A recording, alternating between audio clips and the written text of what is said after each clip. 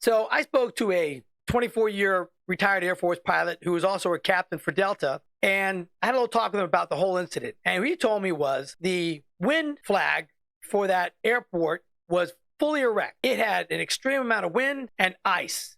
And sometimes as a pilot, you just don't land. You go to another airport or you go to another direction. And that's the pilot's discretion. So the pilot that decided to fly into that airport with those types of conditions probably should have known better. So from what I heard from my source, that is complete pilot error flying like that. And he also told me that guys that do the regional hops don't have as many hours as like somebody that does more international or larger area flights for the nation. So those kind of guys have a smaller amount of hours, compared to the guy that I was talking to had over 12,000 hours of flight time, compared to maybe somebody has 1,500, 2,000 flight hours. So that crash could have completely been avoided if the pilot would have paid more attention to the conditions of that, because when you're flying in, you're landing, and you get a gust of wind from a different direction, it's going to flip the aircraft. And that's exactly what happened. The guy I spoke to said, listen, people don't understand. We don't get paid as pilots unless the chalks are out and the airplane is moving.